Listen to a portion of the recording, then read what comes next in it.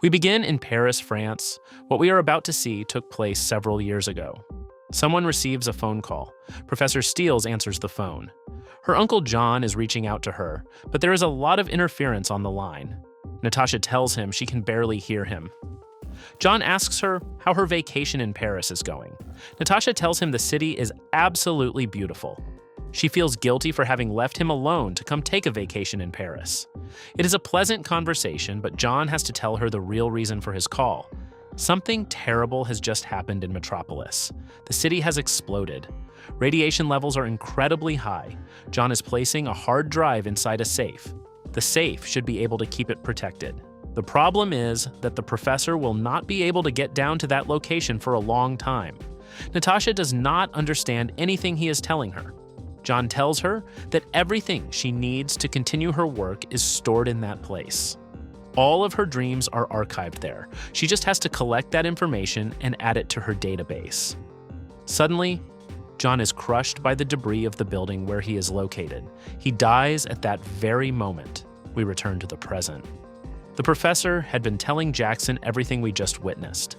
Aqualad asks her if she does not blame Batman for what happened that day in Metropolis. Steels tells him it is not his fault. Everything is the result of the actions of a lunatic. She asks him what he is doing here. After all, he is very far from Atlantis. Jackson tells her he had things to take care of outside the water. He also had to come to the surface on behalf of the ocean. While he is up here, Aquaman is in the ocean. Aquaman may pretend he has no interest in the problems of the surface world, but what happens up here also affects the oceans. The president-elect has begun to walk. For the moment, there are no signs indicating the start of any trouble. There are many people who came to the ceremony. None of them appear to be dangerous. We are now at Ra's al Ghul's secret base. Earlier, Connor, Dinah's son, arrived to fight against the fake Batman. The surprise is that the boy can use the same powers as his mother. Outside the base, Blue Beetle is searching for another entrance into the facility. In the distance, he manages to hear Connor's screams, though he does not know it is the boy. Blue Beetle mentions that those screams cannot mean anything good. He has to hurry so he can do something to help his team. In the hallways of the base, we see Barbara fighting alongside Oliver, Jefferson, and Dinah. She hears the scream of her son. Batgirl asks what on earth that sound is. Dinah tells them to follow the trail of that scream. If they do, they will be able to find the children. Jefferson asks her if her son has the same abilities as her. Dinah tells him yes, although for now he can only use those abilities for a short time. Oliver says the boy has better aim than his mother. We are now with Harley Quinn. She mentions that what the boy did was impressive. The problem is that it was not exactly discreet, and he probably drew everyone's attention. They need to get out of here. Their enemies are most likely on their way to this location. Just as expected, several enemies have arrived. This time, it is Captain Cold and Katana. The latter asks Harley what happened here. Harley tells her that Wildcat freed the boy. Then Batman and he started fighting. Batman shot him, but Wildcat knocked him out. Captain Cold does not believe a word she is saying. Harley tells him all of it is true. She knows it sounds impossible, but that is exactly how things went down. Now they should tend to Wildcat with medical attention. The captain still does not believe her. That noise was very strange. Something very odd is going on here. Suddenly, Captain Cold receives a hard punch to the face. Oliver was responsible for that attack. Jefferson uses his electrical powers to attack all the ninjas present. Harley tells Katana that she does not owe Ra's al Ghul anything. She does not want to be part of this fight. Nobody is watching her, and if she wants to leave, she can. She just has to go. Connor runs to his parents. Jefferson asks about his daughters. Harley tells him that Adam took them to the teleportation room. Dinah asks Connor if he is all right. Harley tells them he is more than all right. The boy took down the fake Batman all by himself. Connor tells them it was something he had to do. After all, the fake Batman was hurting one of his friends. Harley checks on Ted. She mentions that both gunshot wounds have clean entry and exit points. It does not appear that any vital organs were hit, but they need to stop the bleeding. Barbara tells everyone to head to the teleporter and get the children out of there. Batgirl will go after the plastic men to try to help Batman. Harley tells her she will go with her. Batman will probably need her help. After all, she is the new Robin. We are now with the Bat. Poison Ivy has him bound with her vines. She mentions that his presence in this place represents a serious threat. They are supposed to have strict orders not to kill Batman. But Pamela is furious because he has set foot in this sanctuary. She may not kill him, but she will tear every ligament in his body. Batman says something under his breath. Pamela asks him what he said. Batman tells her they are not going to do this.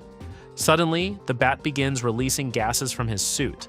Batman tells her it is a phosphonate, a broad-spectrum systemic herbicide. Regular people just call it weed killer. That will no doubt make Ivy feel pain all the way down to her roots. Batman is not in the mood to play games today, so he will only ask Poison Ivy one thing. He just wants to know where Alfred is, and she had better tell him right now. Now we are at the White House, still at the inauguration of the new president of the United States. Professor Iron is keeping watch from the air to make sure everything goes according to plan and there are no disturbances. The professor mentions that she once read that the president did not like walking. Jackson asks her in which reputable internet comment section she read that. You only have to look at the president's face to see that his mouth is trying to smile, but his eyes are screaming in pain and discomfort. He will surely make banning walking the very first act of his presidency. Once he is president, he will only travel short distances on a small electric tricycle. After wrapping up this little chat, we head back to Ra's al Ghul's secret base. Inside the sanctuary, someone is trying to reach all the villains, but nobody is answering. Captain Boomerang has been defeated and is lying unconscious on the ground. It appears his boomerangs clashed with some batarangs. Poison Ivy is still suffering from the effects of the herbicide Batman released. The next one to receive the call is Harley Quinn, but she does not answer. Harley is with the Plastic Men and Batgirl.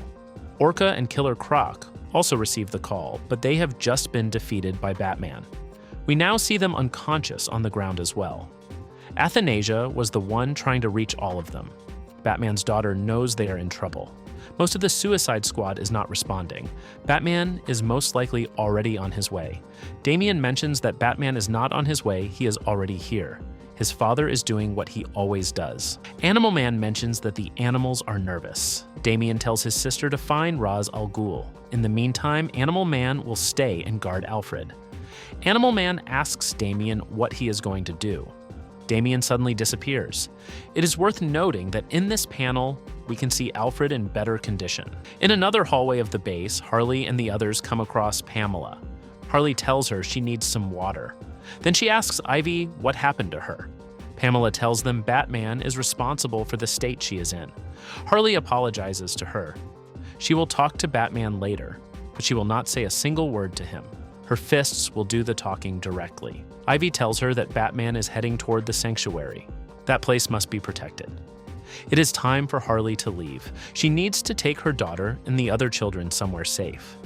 She does not want to stay in this place any longer and help Ra's al Ghul kill more people. Harley asks her friend if she will be all right. Ivy tells her she will survive. After a kiss, Harley asks her to find her when all of this is over.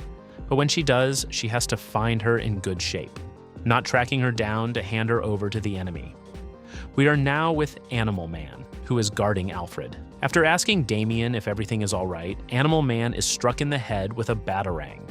The blow causes him to fall unconscious to the ground. The Bat has finally managed to reach Alfred, who unfortunately has still not been able to regain consciousness.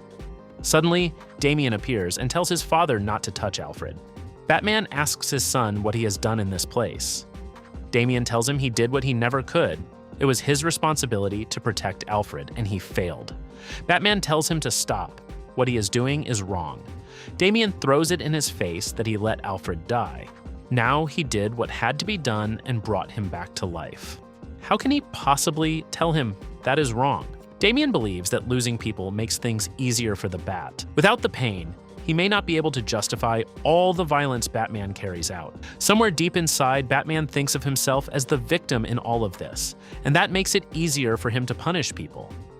When Batman goes out to fight, he needs the people who care about him to die because that is what fuels him. Damian's words are cut short. Batman has landed a hard punch to his face, and Damian begins to bleed. Damian fixes his father with a very provocative stare.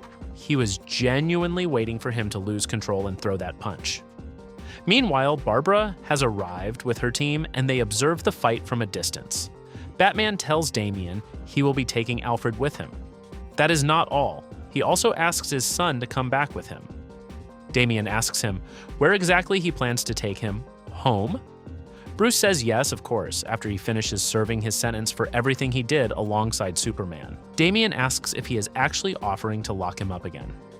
As always, Batman is terrible at these conversations. Naturally, Damian's answer is no, and he also tells him he will not be taking Alfred from this place.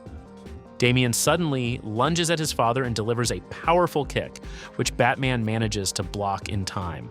That does not help much, as Damian throws another strike that Batman is unable to defend against this time. Something has happened with Alfred. After all this time, he has managed to open his eyes. All Alfred can do is watch his family fight. Batman delivers a hard blow to Damian's abdomen. Damian counters with a fierce headbutt. Damian wants to keep pressing his attack, but Batman stops him. The Bat grabs his arm and then breaks it. Damian drops to the ground, the expression on his face making clear he is in terrible pain. Batman tells him to surrender.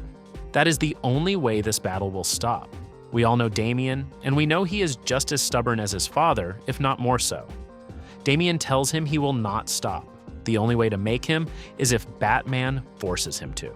And the Bat agrees. Batman is about to deliver the final blow, but someone suddenly stops him. Who could that be? Alfred asks Bruce to calm down. At this, both Batman and Batgirl are left speechless. Alfred asks Bruce to stop fighting. Everything will be all right. Alfred embraces him, and we see a wide smile on his face. Thank you very much for watching this video. Don't forget to comment, like, and subscribe for more content like this. I'm Raven Comics, and see you in the next video.